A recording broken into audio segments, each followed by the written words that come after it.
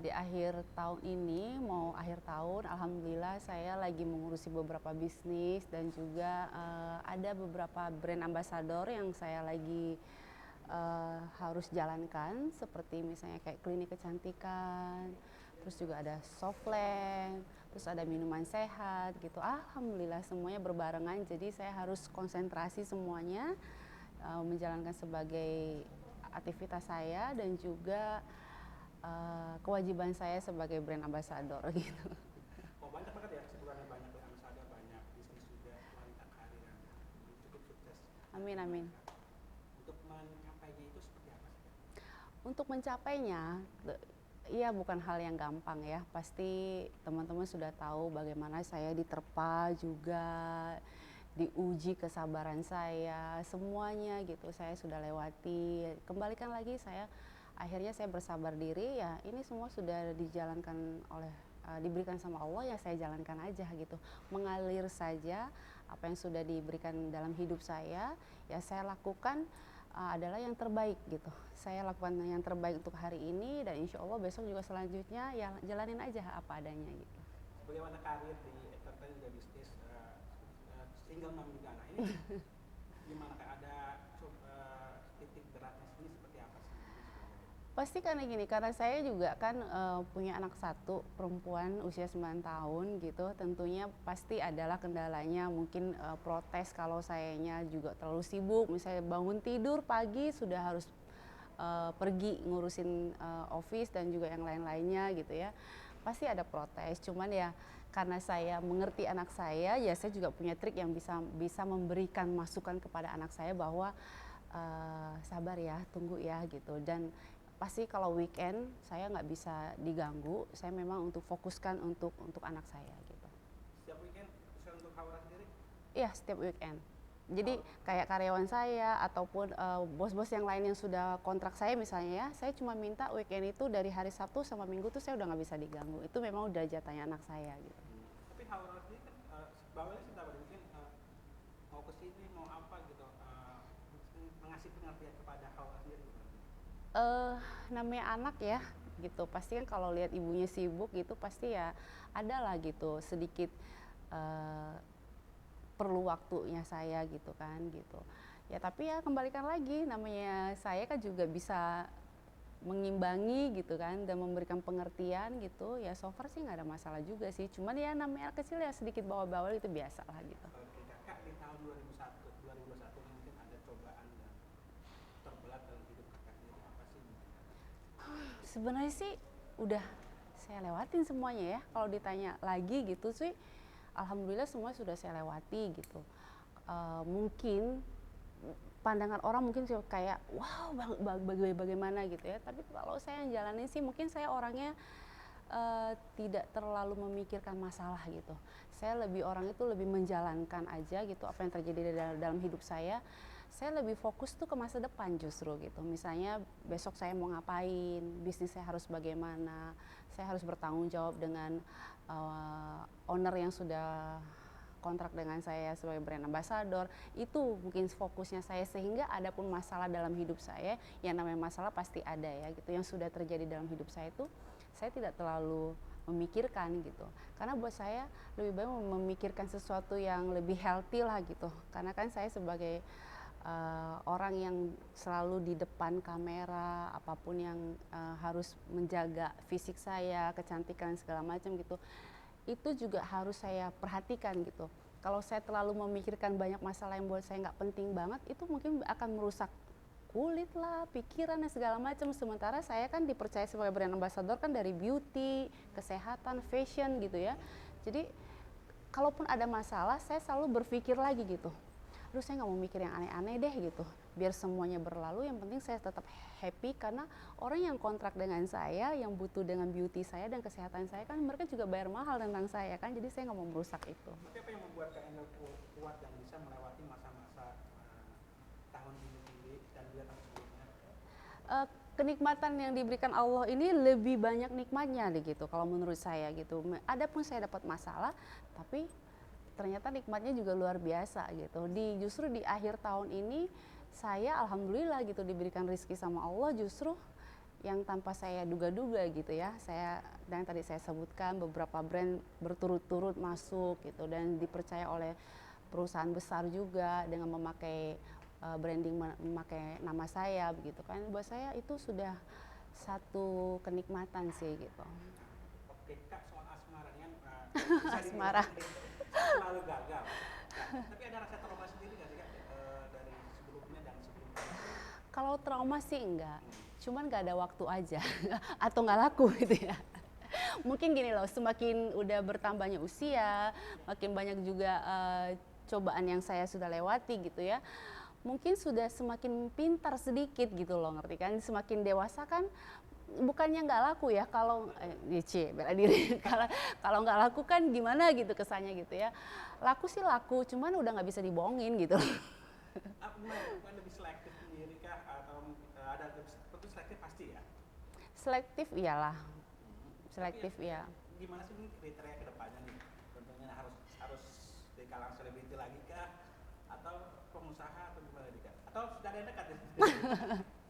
Yang coba untuk masuk sih ya ya ada lah ya gitu, cuman kan saya orangnya gini loh, saya tuh punya pemikiran begini, saya hidup tanpa pasangan sekarang sudah merasa alhamdulillah dan saya bahagia gitu.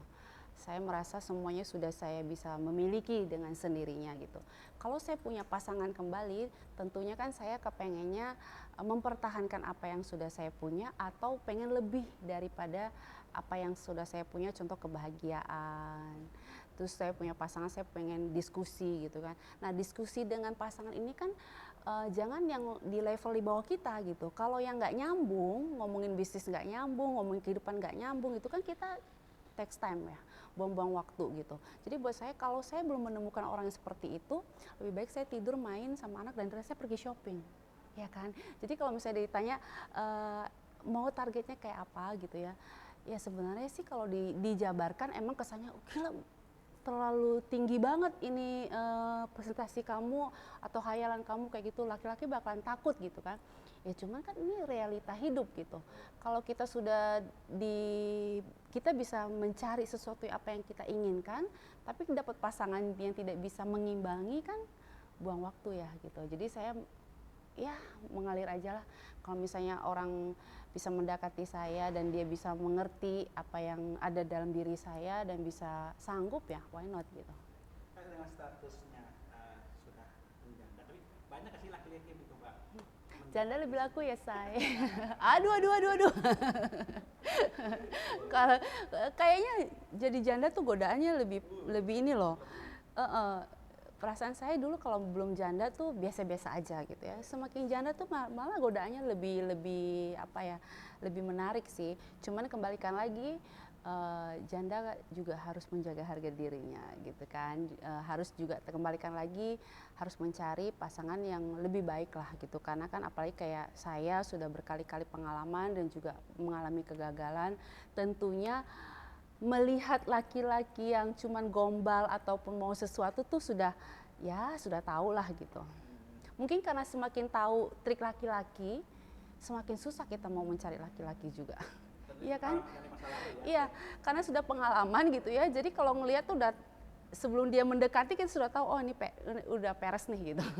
gitu. Kak, di TV kan banyak menyangkut pautkan Kak Angel dengan masa lalu dengan Vicky sendiri, itu gimana Kak? Ya sudah, memang udah resiko saya gitu kan, tapi ya ya saya jalanin aja lah, namanya kita kan di dunia entertain ini, ya apapun yang terjadi pasti kan tetap akan menjadi sorotan gitu.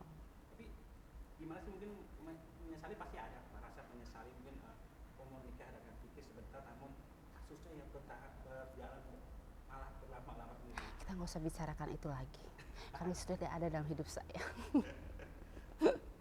Kenapa Kak? Mungkin tapi tidak ingin sakit dengan nama itu sendiri, Vicky? Tidak. Iya, karena itu bukan apa ya, menurut saya ya nggak perlu dibicarakan karena itu kan adalah musibah juga ujian dalam hidup saya, mungkin juga karena kebodohan saya gitu ya. Ya udah ambil dijadikan satu pengalaman dalam hidup saya, tapi juga saya untuk tidak ingin membahas lagi gitu kan. Karena buat saya tadi kembalikan lagi, lebih baik kita bicara yang baik-baik ke depannya gitu. Ngapain lagi mikir-mikir yang sudah berlalu lalu apalagi tidak baik dampaknya buat hidup saya gitu. Lebih baik nggak usah diomongin lagi gitu. Nah, di 2001 harapan dan keinginan di Harapan saya 2001 ini gini nih, masa PPKM ini kan kita belum tahu sampai kapan akhirnya gitu ya. Nah, saya ini punya keinginan, saya punya karyawan hampir ada 35 orang yang bekerja dengan saya. Tentu 35 orang ini kan saya tidak pernah memotong gaji mereka ataupun memecat satupun karyawan saya. Jadi buat saya adalah di masa PPKM ini saya pengen semua yang bekerja dengan saya ini tetap merasakan kebahagiaan, sejahtera. Karena buat saya begitu karyawan saya memperhatikan saya, mendoakan saya itu sudah satu kebahagiaan buat diri saya. Karena kenapa? Saya selalu berdoa saya bisa menghidupi semua yang bekerja dengan saya gitu. Yang bisa ini karena buat saya gini, bukan hanya satu orang yang saya pikirkan, mungkin mereka ini punya anak, punya istri dan punya keluarga gitu. Dengan saya bisa menjadi ibaratnya pemilik perusahaan itu, saya menjadi seorang bos di itu sana, saya bisa mempertahankan karyawan saya di masa PPKM ini, saya merasa bersyukur gitu. Dengan karyawan saya kalau saya datang ke kantor mereka beliin saya cemilan misalnya, saya tuh agak terharu begitu. Oh, dengan baiknya mereka memperhatikan saya atau beliin saya apa makanan jajanan kecil aja itu saya udah happy banget gitu.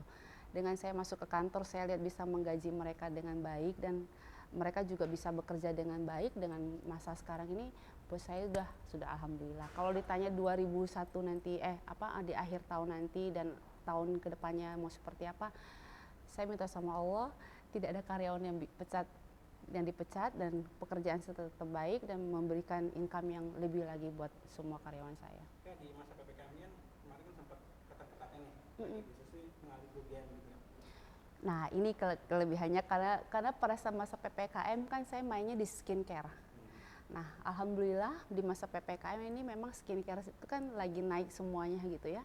Nah saya salah satu dampak yang yang menikmati juga hasil ini semuanya. Makanya saya juga bersyukur di masa PPKM ini saya justru mungkin karena kebanyakan sekarang tuh orang mau nge-branding online, digital dan segala macam.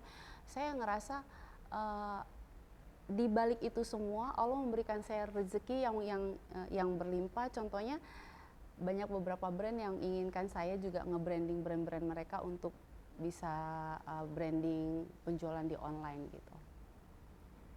Menjalani hidup di usia matang, mengakunya ada titik terendah nggak sih mungkin? Titik terendah itu mungkin gini, kan setiap hari saya setiap pagi itu harus sudah aktivitas gitu ya. Saya harus dandan, saya harus ready semuanya apapun dari pikiran semua itu enggak harus syuting juga. Dalam sehari-hari saya itu memang saya harus ready kayak seperti ini gitu kan. Jadi pada titik terendah itu saya pernah ngerasain gini, pada saat saya sudah pulang kerja ya ada waktu agak senggang gitu. Kadang-kadang di belakang rumah di kolam renang gitu saya tuh suka memikirkan juga gitu ya, aduh apa yang saya capai dalam hidup saya ini, saya bersyukur sama Allah saya mendapatkan semuanya, tapi kok yang namanya manusia tuh nggak ada yang sempurna ya, kita juga perlu pasangan, kita juga perlu orang ada pendamping dalam hidup kita tuh pasti ada gitu kan. Nah kayak gitulah kadang-kadang terfikirkan kayak begitu, tapi kalau udah berpikir begitu tuh saya kadang-kadang ya udah deh oke, lu lupakan aja, besok aktivitas lagi. Ada sih kayak gitu-gitu kadang lonely aja gitu karena kan saya orangnya agak introvert juga kan. Kalau sudah di luar kerjaan saya kayak saya udah ketemu partner saya atau owner saya atau office yang saya harus kerjakan gitu, selepas dari itu kan pasti saya juga sebenarnya butuh hiburan kan setelah udah bekerja kan gitu. Tapi pernah nggak merasakan mungkin titik terendah ini sampai putus asa dan mungkin depresi lah atau gimana nih Kak? Pernah nggak merasakan hal itu? Kalau depresi sih mungkin enggak ya. Putus asa mungkin ada, cuman saya orangnya cepet yang gitu. Karena saya kan orangnya pekerja keras gitu. Jadi pada saat saya titik terendah udah mulai putus asa, itu saya cepet bangkit gitu. Gitu. Maaf Kak, kalau masalah kenangan sama abang ayah gitu mungkin ada yang masih gitu gak sih?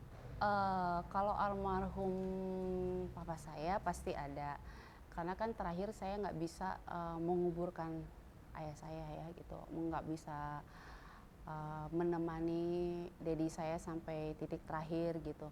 Kadang-kadang sekilas gitu berpikir tuh ada penyesalan kenapa di titik terakhir tuh saya tidak ada gitu. Nah ini juga menjadi satu titik terendah saya pada saat saya merasakan saya bisa memiliki semuanya, tapi kembalikan lagi kok saya sebagai anak di apa ya di akhir-akhir titik terakhir dedi saya itu justru saya nggak ada di dedi saya gitu kan. Nah itu sih kadang-kadang saya suka kebayang gitu. Itu juga yang bisa ini. Ada rasa apa namanya dekat, lebih dekat lagi dengan maksudnya kan tinggal mama gitu. Bukan mama tapi dedi saya. Iya. Maksudnya lebih maksudnya tinggal Oh iya, justru dengan kami semua kan shock pada saat masa pandemik, semua penerbangan tidak bisa terbang gitu ya. Jadi kita pun nggak bisa melihat langsung dedi saya sakit dan segala macam begitu. Karena shocknya itu sekarang tuh kita lebih dekat juga dengan mama. Jadi kita jagain karena kita udah tahu dengan kejadian waktu kehilangan papa kayak begitu kan, kita semuanya shock gitu kan. Jadi kita berusaha untuk yang sesibuk apapun kita mengatur waktu, satu keluarga itu ada waktunya memang untuk bertemu dengan ibu saya, menyenangkan ibu saya, apapun kita pikirkan sesibuk apapun lebih kayak begitu gitu. tapi maaf Kak, kan sebelumnya kan ada berita tentang maksudnya hubungan kakak dengan sang mama juga kan Oh iya, semuanya proses. Karena kan perbedaan agama itu yang membuat semuanya ada jarak gitu. Karena kan saya di keluarga saya yang sendiri yang menjadi mualaf gitu. Semuanya masih non muslim gitu kan. Jadi pada saat saya memilih langkah saya untuk menjadi seorang muslim, tentu kan itu bukan hal yang mudah buat keluarga besar saya. Apalagi keluarga besar saya kan pendeta gitu ya. Tentu bukan hal yang gampang lah gitu ya. Nah semua itu kan butuh proses gitu. Dengan saya juga punya pilihan saya dan keluarga juga sedikit kecewa gitu ya. Nah karena saya ada seorang anak ya saya harus menerima itu semuanya gitu. Itu sih buat saya memang tidak gampang. Hampir 15 sampai 16 tahun saya tidak bisa ketemu dengan keluarga saya, tapi saya percaya juga gitu. Yang namanya pilihan saya, jalan itu baik, saya berdoa sama Allah, insya Allah akan dibukakan. Akhirnya ya semua butuh proses pelan-pelan. Malah sekarang alhamdulillah dengan saya lewatin proses itu, semakin saya bisa menjaga diri saya. Artinya saya pengen membuktikan kepada keluarga saya gini, walaupun di dunia entertain, namanya dunia entertain kan pasti ada berita, gosip dan segala macam gitu ya. Tetapi saya bisa menjadi wanita yang mandiri, yang bisa menjaga harkat dan martabat, dan saya bisa menjadi buat ukuran saya adalah saya sudah alhamdulillah bisa menjadi seorang wanita yang mandiri juga gitu ya. Saya mempertunjukkan itu kepada keluarga saya dan alhamdulillah akhirnya keluarga saya memahami dengan proses itu. Malah sekarang kalau misalnya mau lebaran, mau ada kegiatan muslim apa, justru ibu saya yang repot, yang support apa segala macam gitu. Proses gitu. ada cerita-cerita kayak penolakan gitu. Dulu iya. Dulu 15 tahun yang lalu tuh pastilah, namanya kan saya nggak ketemu kan 15 tahun yang lalu kan gitu. Bukan hal yang gampang, tapi kan semua proses itu sudah saya lewati. Makanya kuncinya itu harus sabar. Gitu. Jadi single parent juga nih, kecantikan Mbak Elga udah digadang-gadang sama warganet jadi kecantikan gitu Indonesia itu gimana? Iya mungkin karena salah satu komen dari ibu-ibu. Jadi ya sekarang kan dunia medsos ya. Kadang-kadang tuh mereka suka dengan fashion gitu. Mereka suka komen. Terus juga mempertanyakan gimana sih merawat diri, gimana sih apa gitu. Akhirnya banyak banget komen-komen di Instagram itu mengatakan Dewi Kecantikan, Dewi Kecantikan. Awalnya saya bingung apa ya gitu ya. Itu kan baik ya buat diri saya, ya saya aminkan mungkin dari situ mungkin gitu. Karena kan fans ibu-ibu kadang-kadang mungkin yang ketemu di jalan atau ketemu di mall atau lagi di itu daerah mungkin kayak gitu, mereka lihat langsung, akhirnya mereka yang nge-DM yang apa kan juga banyak gitu ya. Ya itu kan ya udahlah disyukurin aja gitu. Ada beban berarti. Bukan masalah Dewi Kecantikannya gitu, tapi memang kesehari-harian saya, kita nih single parents, kita ini saya ini kan perempuan gitu ya. Untuk menjaga godaan itu memang banyak gitu loh, gitu, jaga godaan, menjaga ini itu banyak lah gitu. Oke, sip. Oke. Mungkin greeting ketemu tahun baru. Oke. Selamat tahun baru kalau misalnya nikah sampai Tahun berapa ya kita ya?